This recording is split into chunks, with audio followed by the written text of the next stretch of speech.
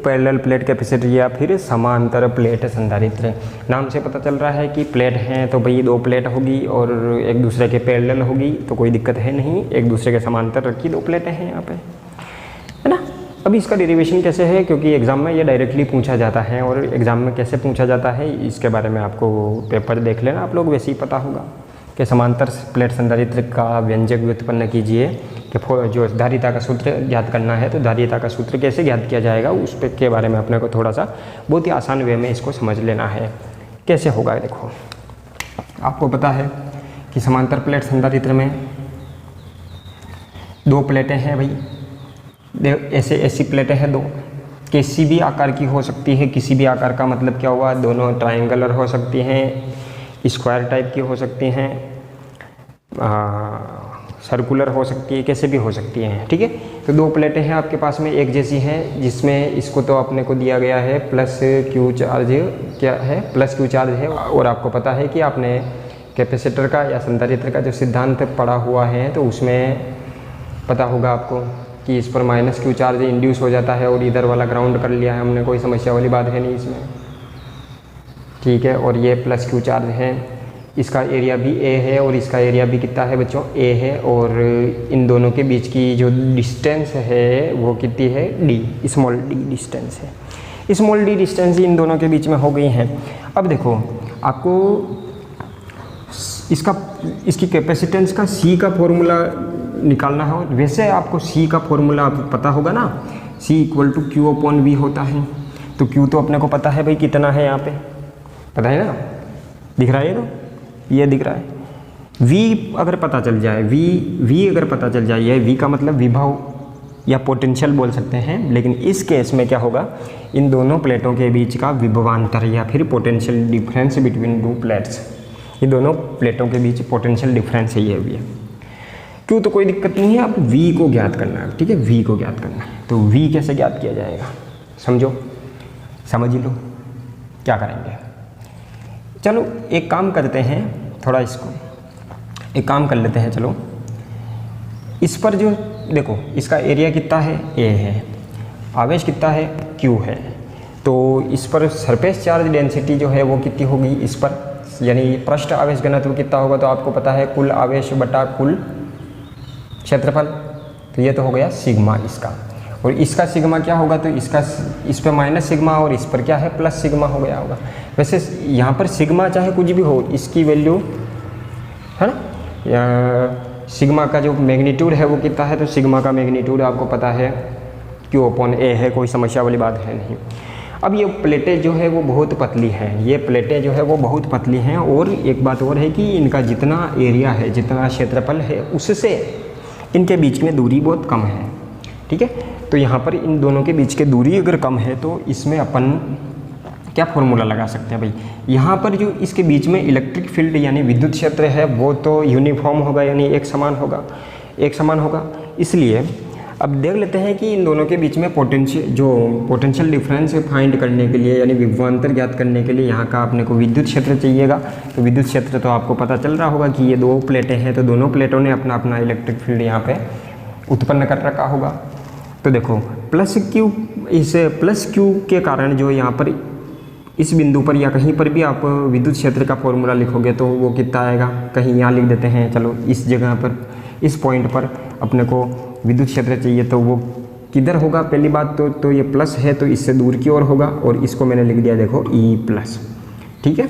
इसी तरीके से इसी बिंदु पर मान लेते हैं कि इसके कारण माइनस क्यू के कारण या नेगेटिव जो प्लेट है, नेगेटिवली चार्ज्ड प्लेट है, उसके कारण यहाँ पर विद्युत क्षेत्र इलेक्ट्रिक फील्ड किधर होगा, तो आपको पता है नेगेटिव चार्ज की वजह से तो इलेक्ट्रिक फील्ड इसी ओर होगा, पता है ना आपको, और इसको लिख दिया मैंने ई माइनस। तो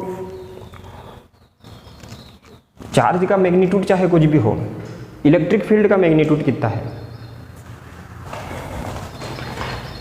विद्युत क्षेत्र का परिमाण कितना है, तो कुल विद्युत क्षेत्र है ना, देखो E प्लस की वैल्यू क्या होगी, तो E प्लस की वैल्यू होती है सिग्मा बाई 2 एप्सिलॉन नॉट। आपने ये डेरिवेशन पढ़ चुका है, बहुत पतली पतली प्लेटें हैं ना ये थे। तो इस प्लेट के कारण यहाँ पर इलेक्ट्रिक फील्ड जो है वो किधर होगा, इधर होगा, और कितना होगा, तो सिग्मा बाई 2 एप्सिलॉन नॉट, ये इसका मैग्नीट्यूड है, परिमाण है इसका, ठीक है। इसी तरीके से धनात्मक प्लेट के कारण जो इलेक्ट्रिक फील्ड है यहाँ पर वो कितना है, तो वो भी होगा सिग्मा बाई 2 एप्सिलॉन नॉट। और डायरेक्शन की बात करें, देखो मैग्नीट्यूड तो ये होगा और डायरेक्शन जो होगा वो भी इधर है। तो यहाँ पर कुल विद्युत क्षेत्र यानी टोटल इलेक्ट्रिक फील्ड जो होगा वो परिणामी या फिर टोटल कुल परिणामी है ना, रिजल्टेंट इलेक्ट्रिक फील्ड, परिणामी विद्युत क्षेत्र या फिर रिजल्टेंट या नेट बोल सकते हो आप, इलेक्ट्रिक फील्ड कितना होगा है ना, रिजल्टेंट इलेक्ट्रिक फील्ड कितना होगा, तो वो होगा, इन दोनों को अपन जोड़ लेंगे क्योंकि समान दिशा में है दोनों, तो जुड़ जाएंगे ये। तो E बराबर क्या होगा, E plus plus E minus, हो गया ना ये। तो अब ये दोनों है तो जोड़ लो इनको, सिग्मा बाई 2 को वैल्यू रख दो, तो सिग्मा बाई 2 एप्सिलॉन नॉट, तो ये हो गया आधा और आधा 1 हो गया, मतलब सिग्मा बाई एप्सिलॉन नॉट। तो ये तो आ गया आपके पास में इलेक्ट्रिक फील्ड है ना, बिटवीन टू प्लेट्स, दोनों प्लेटों के बीच में विद्युत क्षेत्र कितना आया है, तो विद्युत क्षेत्र आपके पास में कितना है, ये आ चुका है। अब आगे बढ़ लेते हैं, क्योंकि अपने को इलेक्ट्रिक फील्ड तो पता चल चुका है। अब इलेक्ट्रिक फील्ड के बाद में अपने को यहाँ का पोटेंशियल है ना V ज्ञात करना है। तो V कितना होगा, देखो V कितना होगा, V बराबर होता है E इंटू डिस्टेंस कितनी है इन दोनों के बीच में, D।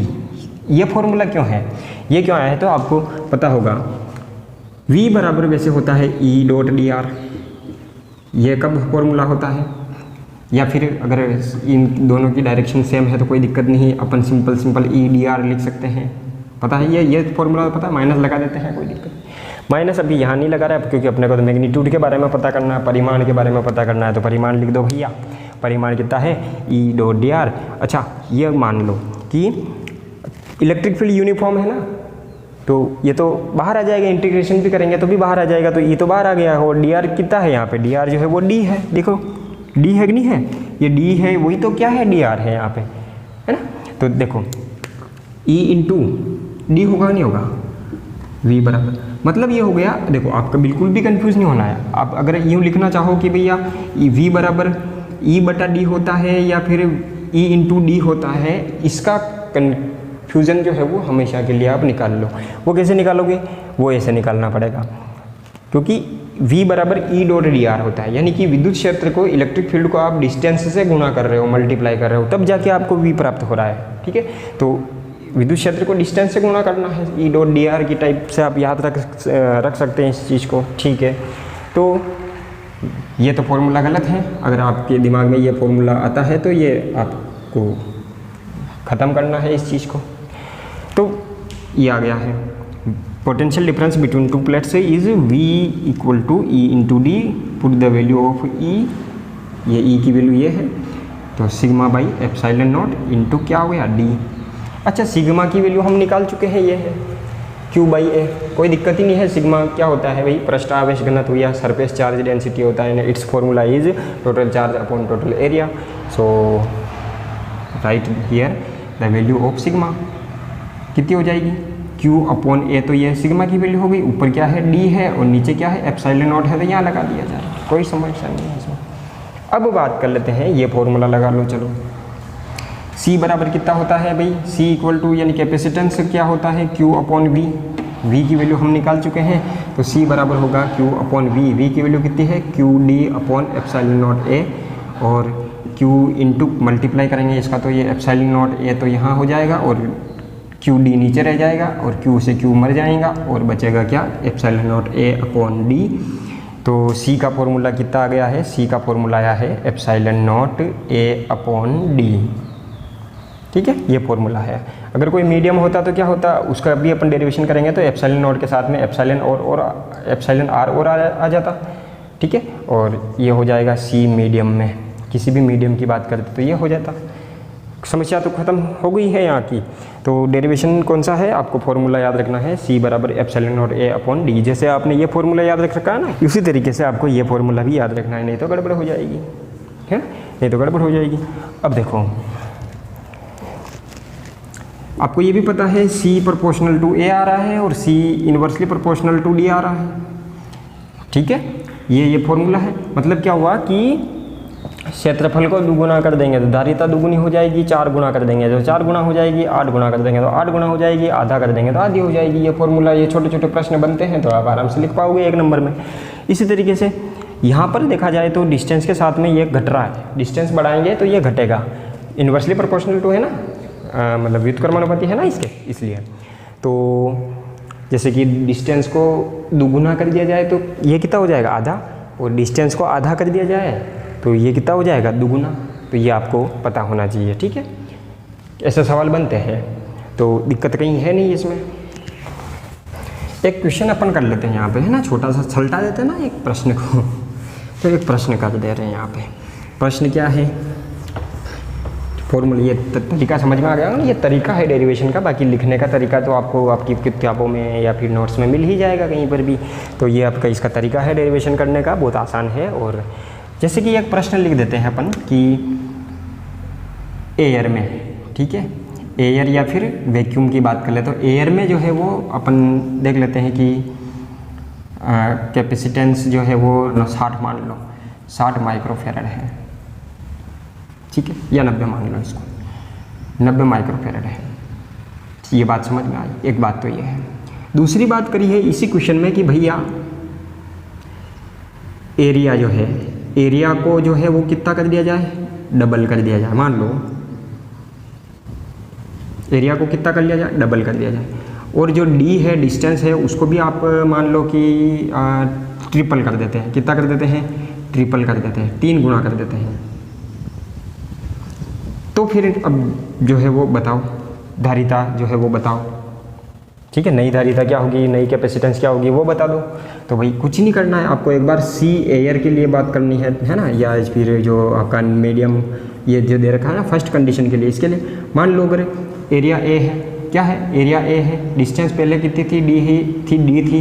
तो एयर में जो C1 मान लो इसको, या C होगा तो वो कितना होगा, C1 मान लो इसको, तो वो होगा epsilon not A upon D, epsilon not A upon D. अब सेकंड जो कंडीशन देख रहे हैं, सेकंड कंडीशन में देखें तो एरिया A कितना हो गया है, तो 2A यानी कि है ना, या A डैश बोल देते हैं, तो A डैश कितना हो गया, नया जो एरिया है वो कितना हो गया है, तो इसका डबल, A का डबल हो गया है, इसका डबल हो गया है। और डिस्टेंस की बात करें D डैश, तो वो कितनी हो गई है, तो ट्रिपल यानी कि 3D, पहले वाली की कितनी होगी, 3D, पहले D थी तो अब कितनी होगी, 3D हो गई है। तो अब यहाँ पे C2 मान लो या C डैश मान लो इसको, तो C2 कितना होगा, epsilon not A dash upon D dash, और ये लिख दो आराम से, कितना हो गया है, 2A अपॉन ये कितना आ जाएगा, 3D, ठीक है। तो देखो 2/3 तो हो ही गया है, और epsilon not A upon D तो हो ही गया है। कोई दिक्कत है क्या, 2/3 यहाँ से आ गया है, epsilon not A upon D ये है ये आपका। और epsilon not A upon D की वैल्यू कितनी है, तो C1 है, और C1 कितना है, देखो 90 है, तो यानी कि इसकी वैल्यू तो 90 हो जाएगी, 2/3 इंटू कितना हो गया, ये 90 हो गया, और ये हो काटोगे आप तो ये हो जाएगा 30, और ये दूनी 60, यानी कि 60 माइक्रोफेरेड इसकी कैपेसिटेंस हो जाएगी। तो इस टाइप के जो क्वेश्चन है वो आपको एग्जाम में करने हैं। मज़ा आ गया ना, चलो।